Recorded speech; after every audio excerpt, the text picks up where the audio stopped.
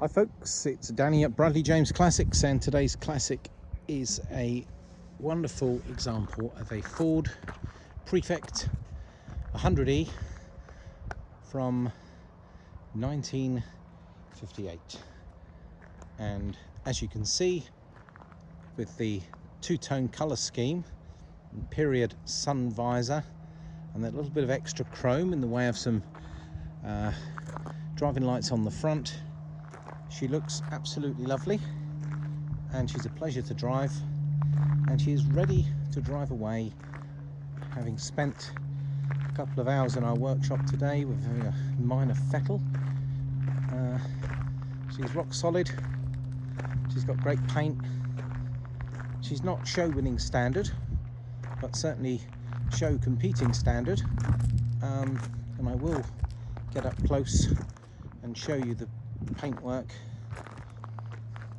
and you'll see that she is actually in very good order, but one or two minor marks. Now, the speedo is displaying 32,000 miles, and from a car from the 50s it's always very difficult to fully trace the mileage, but with old MOT certificates, a whole lot of paperwork, which I'll show you in the boot, you could probably unpick and work out a closer number to what's real, but yeah, it's very difficult to warrant the miles when they get as old as this. But the car itself is a pleasure and in super condition, and I believe it to be in a very nice period colour scheme.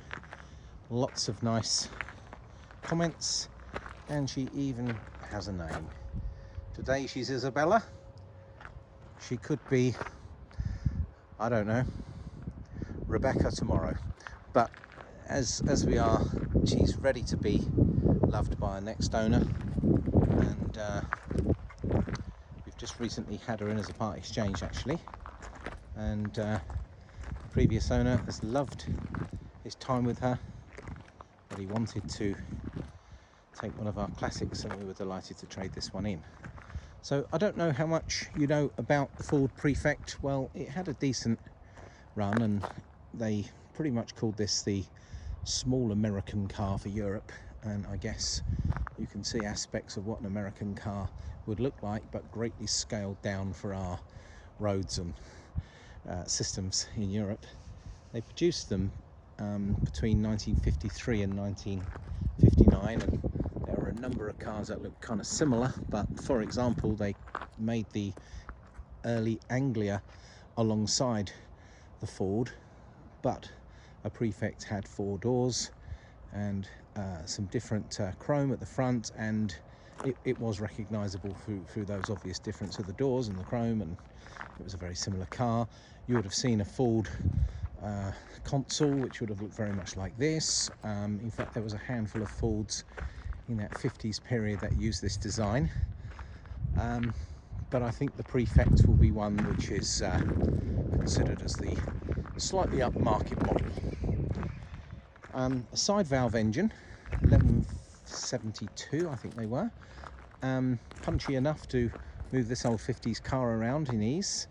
Only a 3-speed gearbox, so you need to make sure you're not changing speed too quickly when you've only got 3 of them, and once you're up at a reasonable cruising speed, that 3rd gear is very long-legged and torquey, and it will take you up to apparently a top speed of 70 miles an hour, maybe 71, but I've got to tell you, somewhere between 50 or 60 sounds a lot better and more achievable and practical with this car.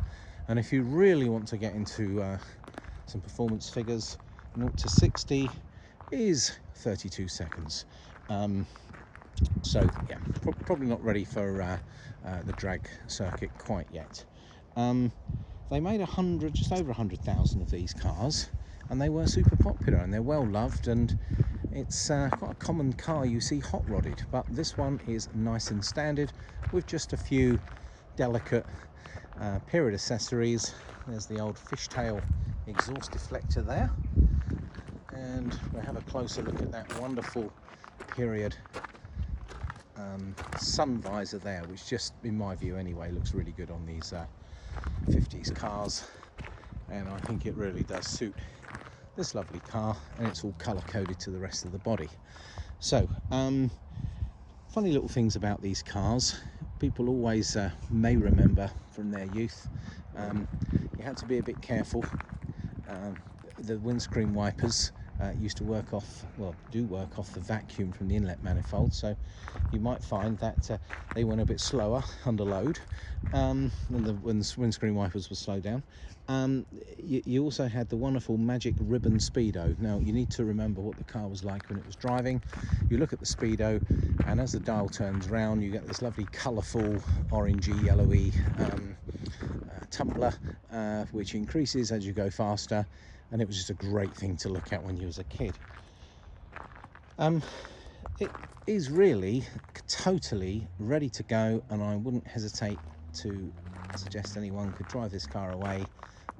It's very much up together.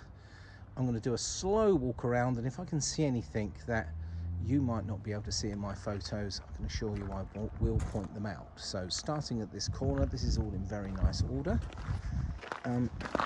Down here we've got a very slight bit of paint bubble here, nothing drastic at all, and something very minor here. The chrome isn't as new, but is very presentable. The chrome around the headlamps are in fine order. It looks like it's got extra chrome actually around the headlamp, because they were usually the same body colour, I'm sure. A little touching in here and there. Grille is in great order, as is the badge. The period driving lights look great. And you've got a little, I don't know if it's had a little badge or something on here, but otherwise the bonnet looks nice. A little bit of a touch-up has happened here. Some of the little stone chip or something on the front. This is just like a rubber divider between the panels. A nice front wing, a good bonnet and scuttle panel here. This door and seals look nice and solid. If I get very close here, looks like I've had a little touch-up done there.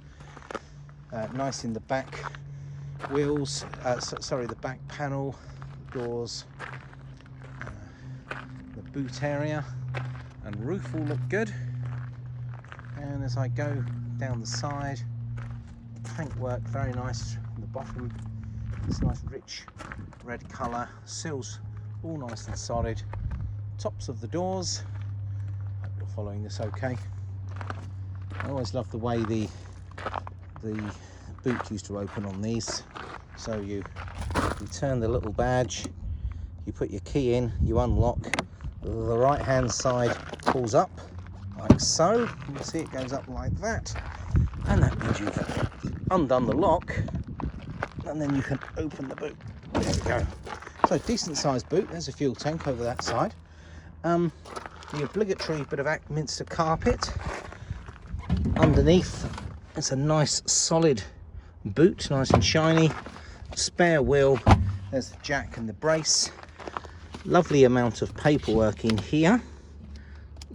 Lots of information to read through. That's quite a nice big thick file. And you've got some additions of the side valve club, which of course talk about this exact model. That looked like a full Popular on the front. And then we shut the boot and push that down there, and then we can lock it. So we've had a look around the outside the car. Let's have a look inside.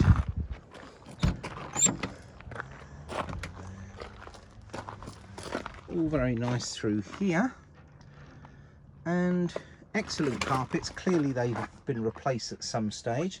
Now the seats are showing a bit of age, which is not necessarily a terrible thing. If you can see, there's some discoloration in the seats here, but I think that makes them rather honest. And there's your back seats, and they're all in good condition. Door cards are really nice. A lovely sort of a fawny coloured interior generally. That contrasts very nicely with the body colour. Let's have a look in here. Now, it's a bit posh because we've actually got a glove box here, which probably makes this one a deluxe model, because I think it was the later models when they had glove boxes around 58 made them a deluxe. I could be wrong. We've got a modern stereo here, which is tucked away behind the flap. Now that's a heater down there. Now I can tell you that definitely was an optional extra in earlier models. Pretty basic here. We got a ignition key, starter button, and pretty basic how the lights work. You got the L for the light there, and that's a W for the wiper upside down, and choke on the end. We got a simple speedo, and there's that 32,000 miles. And then over this side in Ford Styly, we've got the speedo and temperature gauge, and you work the indicators in the middle. How quaint. And horn in the middle there. Brilliant, lovely inside, really lovely original looking lining in fab shape. The visors are great. It's an absolute pleasure. She starts on the button, and you got a little lamp switch down here, which is like it's hard to see, but it's like a period Bakelite switch. And actually they've got a lovely little engine bay, and it's super clean, and the engine looks fab. Now I'm going to do my little trick of doing the opening the bonnet with one hand business, which is never that particularly easy, so I might have to put the phone down to do this, but I will try my best because it's never particularly easy. But I do want to show you underneath the hood, because the bonnet, because she is a lovely clean engine. I'm just doing my usual trick of looking under, finding the bonnet release so I can pull it up for you. And I've just got a feeling there's people who know how those bonnets pull on these are probably thinking to themselves, oh, look left, look right. But I always thought they were down on the back here. I'm struggling around. I've got a nice speaker cable there, but there's a nice up close of the stereo. And I'll tell you what I'll do. In lieu of me managing to find the bonnet release very easily, I will take some photographs of the engine bay for you, which will form part of the advert. Well, that's Danny of Brady James Classics signing out. Thank you for watching this video regarding the Ford Prefect. She's in stock now. She's very lovely. Be quick, because these ones go pretty quickly. Lovely examples like this. Thanks, folks.